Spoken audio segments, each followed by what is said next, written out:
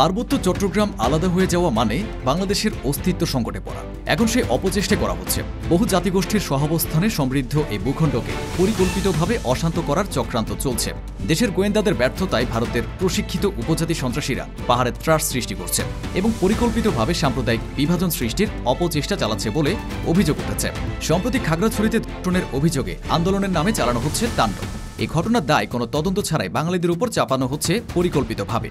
4 দিন ধরে চলা এই সন্ত্রাসী ঘটনায় গোয়েন্দারা অগ্রিম তথ্য দিতে না পারায় হামলা, ভাঙচুর, অগ্নিসংযোগ ও মৃত্যুর ঘটনা ঘটেছে।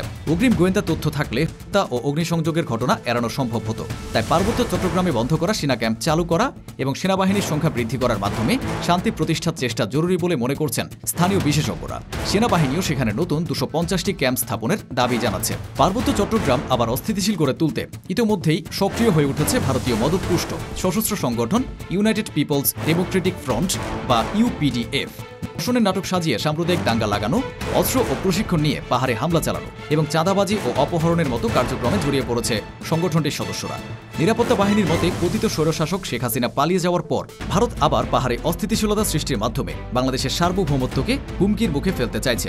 এই পরিস্থিতিতে পাহাড়ে দায়িত্ব পালন করা সেনাবাহিনীর ঊর্ধ্বতন কর্মকর্তারা বলেছেন, পার্বত্য অঞ্চলে অন্তত 250 নতুন সেনা ক্যাম্প স্থাপন করা ছাড়া কোনো বিকল্প নেই।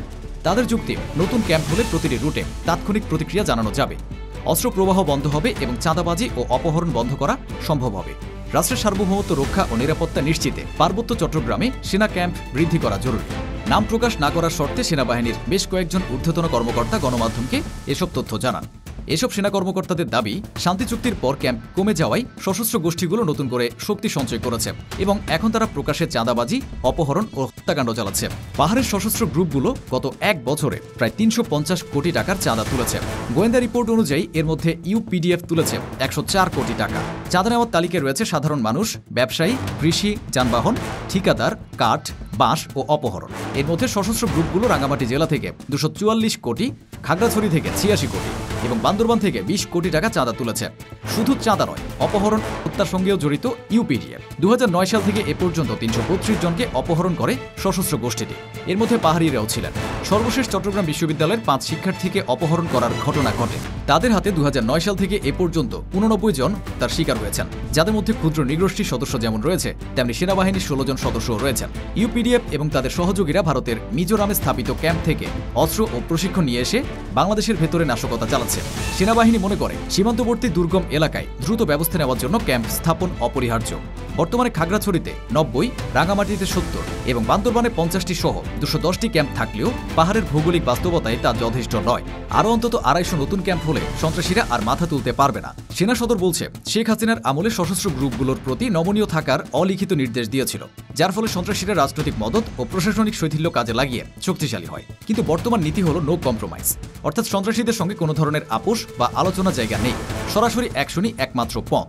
কারণ গোষ্ঠীগুলো কখনো সাধারণ মানুষের প্রতিনিধিত্ব করে না। তারা পাহাড়ি ও বাঙালি উভয় জনগোষ্ঠীকে জিম্মি করে রেখেছে। পাহাড়ে দায়িত্ব পালন করা একজন ব্রিগেড কমান্ডার গণমাধ্যমকে বলেছেন, ইউপিডিএফ এবং অন্যান্য সন্ত্রাসী গ্রুপের কার্যক্রম এখন শুধু চাঁদাবাজি বা অপহরণের মধ্যে সীমাবদ্ধ নেই। তারা ভারতের মিজোরাম থেকে সরাসরি প্রশিক্ষণ ও অস্ত্র নিয়ে এসে পাহাড়ে হামলা চালাচ্ছে। সীমান্তবর্তী এলাকার নিয়ন্ত্রণ প্রতিষ্ঠা করতে অতিরিক্ত সেনা ক্যাম্প স্থাপন অপরিহার্য। সেনারা মনে করছে কমপক্ষে 250 নতুন ক্যাম্প প্রয়োজন। খাগড়াছড়ি জোনের দায়িত্বে থাকা একজন লেফটেন্যান্ট কর্নেল বলেছেন, যেভাবে মিথ্যা ধর্ষণের নাটক সাজানো হলো, সামনে আরও বড় কোনো ঘটনা ঘটানো হতে পারে। এ ধরনের ষড়যন্ত্র ঠেকাতে সেনাদের দ্রুত উপস্থিতি জরুরি। কিন্তু বিস্তীর্ণ পাহাড়ি এলাকার অনেক জায়গায় সেনা ক্যাম্প নেই, ফলে সন্ত্রাসীরা ফাঁকফোকর কাজে লাগায়। তাই তারা 250 ক্যাম্প স্থাপনের দাবি তুলেছে। বান্দরবানের দায়িত্ব পালন করা একজন মেজর জানিয়েছেন, ইউপিডিএফের চাঁদাবাজি ও হত্যাকাণ্ডের তথ্য আমাদের হাতে আছে। তারা ভারতের গোয়েন্দা সংস্থার প্রত্যক্ষ সহায়তায় চলছে। প্রতিটি রুট আমরা চিহ্নিত করেছি। এখন প্রয়োজন তাৎক্ষণিক নিয়ন্ত্রণ। নতুন ক্যাম্পগুলো হলে আমরা 1 ঘন্টার মধ্যে যে কোনো স্থানে অভিযান চালাতে পারব। রাঙ্গামাটির একজন কমান্ডার বলেন, আমাদের হাতে গোয়েন্দা প্রমাণ রয়েছে যে ইউপিডিএফ এর অন্তত 6টি ক্যাম্প ভারতের মিজোরামে। তাদের লোকজন প্রশিক্ষণ নিয়ে বাংলাদেশে প্রবেশ করছে। সীমান্ত পাহাড়ে ক্যাম্প বাড়ানো ছাড়া এ অনুপ্রবেশ ঠেকানো যাবে না। জাতীয় সার্বভৌমত্ব রক্ষার জন্য সেনা ক্যাম্পের সংখ্যা 250-তে উন্নীত করা জরুরি। সার্বিক বিষয়ে খাগড়াছড়িতে দায়িত্ব পালন করা ব্রিগেডিয়ার জেনারেল হাসান মাহমুদ আমার গণমাধ্যমকে বলেন, নতুন সেনা ক্যাম্প স্থাপনের বিষয়টি প্রতিরক্ষা মন্ত্রণালয়ের এখতিয়ারভুক্ত। আমরা এখন আমাদের যা পুঁজি আছে সেগুলো নিয়ে নজরদারি করছি। ধর্ষণের ঘটনাকে পুঁজি করে সাধারণ পাহাড়ি নারী ও কোমলমতি শিক্ষার্থীদের সামনে দিয়ে সামরিক দাঙ্গা সৃষ্টির চেষ্টা করছে ইউপিডিএফ। এসব কর্মসূচিতে বহিরাগত সন্ত্রাসীদের দিয়ে দেশীয় ও স্বয়ংক্রিয় অস্ত্র ব্যবহার করে ফায়ারিং করা হচ্ছে। সেনাবাহিনী দেশের সার্বভৌমত্ব রক্ষায় সর্বোচ্চ ভূমিকা রাখবে। নিরাপত্তা বিশ্লেষক মোহাম্মদ ইমদাদুল ইসলামের মতে পার্বত্য চট্টগ্রামে বর্তমানে ক্রমবর্ধমান সন্ত্রাসী তৎপরতা, চাঁদাবাজি, অপহরণ, হত্যাকাণ্ড নতুন মাত্রা পেয়েছে। সেনা ক্যাম্প প্রত্যাহার চাইলে কেন তা প্রত্যাহার করা হবে? আমরা আমাদের কৌশলে এগিয়ে যাব। নিরাপত্তা বিশেষজ্ঞরা আরও বলছেন, ইউপিডিএফ এবং অন্যান্য সশস্ত্র গোষ্ঠী ভারতের মিজোরাম ও ত্রিপুরা থেকে প্রশিক্ষণ ও অস্ত্র নিয়ে বাংলাদেশে প্রবেশ করছে, যা বাংলাদেশের জন্য শঙ্কার বিষয়। সীমান্তবর্তী দুর্গম এলাকায় দ্রুত প্রতিক্রিয়া এবং কার্যকর নজরদারি ছাড়া দেশের সার্বভৌমত্ব রক্ষা করা সম্ভব নয়। সে কারণেই 250 নতুন সেনা ক্যাম্প স্থাপন এখন একান্ত জরুরি। এসব ক্যাম্প স্থাপন করা হলে সেনাবাহিনী দ্রুত প্রতিক্রিয়া দেখাতে পারবে এবং সন্ত্রাসী কার্যক্রম কার্যকরভাবে দমন করা সম্ভব হবে। এতদিন সেনা ক্যাম্প প্রত্যাহারের সুযোগে দুর্গম পাহাড়ি এলাকায় ভারতের সহযোগিতায় গড়ে উঠেছে জেএসএস-এর অস্ত্র ঘাঁটি ও প্রশিক্ষণ কেন্দ্র। ধর্মীয় আশ্রমের আড়ালে রাখা হচ্ছে আগ্নেয়াস্ত্র।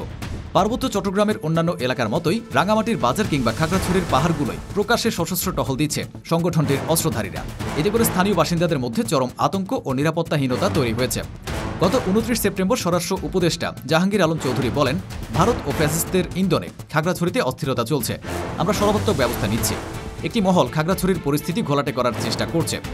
সামরিক বিশেষজ্ঞরা বলছেন, পার্বত্য চট্টগ্রামে গোয়েন্দা সংস্থার তৎপরতা অধিক থাকা জরুরি, কিন্তু বাস্তবে তাদের উপস্থিতি একেবারেই নিম্ন পর্যায়ে।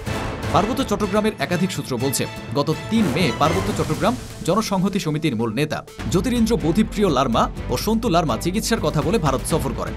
তার এ সফর নজরদারিতে রাখেন গোয়েন্দারা। চিকিৎসার নামে ভারতে গেলেও তিনি কোনো ডাক্তার দেখাননি বা হাসপাতালে ভর্তি হননি। সরাসরি দিল্লিতে গিয়ে ওঠেন মনোগীত জুম্মুর বাড়িতে।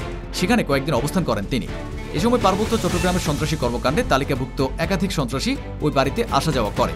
সেখানে পরিবর্তিত রাজনৈতিক পরিস্থিতির সুযোগে পার্বত্য এলাকায় অস্থিরতার সৃষ্টির নতুন ছক তৈরি হয়েছে।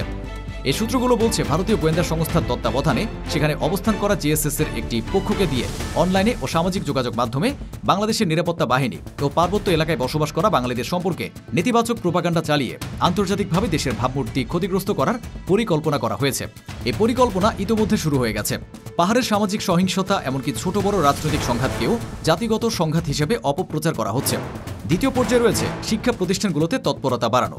পার্বত্য চট্টগ্রামে বসবাসরত ক্ষুদ্র নৃগোষ্ঠীর শিক্ষিত জনগোষ্ঠীকে বিভ্রান্ত করে তাদের হাতে অস্ত্র তুলে দিয়ে শিক্ষা প্রতিষ্ঠানগুলোতে অস্থিরতা তৈরির পরিকল্পনাও রয়েছে তাদের। এই পরিকল্পনার অংশ হিসেবে গত 26 জুন রাঙামাটি বিশ্ববিদ্যালয়ের অভ্যন্তরে প্রকাশ্যে সশস্ত্র মহড়া দেয় জেএসএস সদস্যরা। এতে শুধু শিক্ষার্থী নন, শিক্ষক কর্মকর্তারাও ভীত হয়ে পড়েন। নিরাপত্তা বিশ্লেষকরা জানান, সীমান্ত এলাকায় নিরাপত্তা চৌকির অভাব এবং দুর্বল নজরদারির কারণে জেএসএস পার্শ্ববর্তী দেশ ভারত থেকে অনায়াসেই অস্ত্র আমদানি করছে। সন্দেহ করা হচ্ছে এসব অস্ত্র রাঙামাটি, বান্দরবান ও খাগড়াছড়িতে চালানো সন্ত্রাসী কার্যক্রমে ব্যবহৃত হচ্ছে। ভারত থেকে অস্ত্র আনতে গিয়ে সে দেশের আইনশৃঙ্খলা বাহিনীর হাতে গ্রেফতারের ঘটনাও ঘটেছে বেশ কয়েকটি। চলতি বছরের 12 ফেব্রুয়ারি মিজোরামের লুংলাইতে 3 জেএসএস সদস্য অস্ত্রসহ গ্রেফতার হয়। তাদের সঙ্গে ভারতের বিচ্ছিন্নতাবাদী গোষ্ঠীর যোগাযোগ থাকার প্রমাণ পাওয়া যায়। গত 3 জুন ভারতের ত্রিপুরা থেকে আরও 13 জেএসএস সদস্য আটক হয়, যারা চিকিৎসার কথা বলে ভারতে গিয়ে ত্রিপুরায় বিচ্ছিন্নতাবাদী সংগঠনগুলোর তত্ত্বাবধানে অস্ত্র প্রশিক্ষণ নিচ্ছিলেন। পাহাড়ের সেনা ক্যাম্প বাড়ালে এসব ঘটনা কমে আসবে বলে করা হচ্ছে।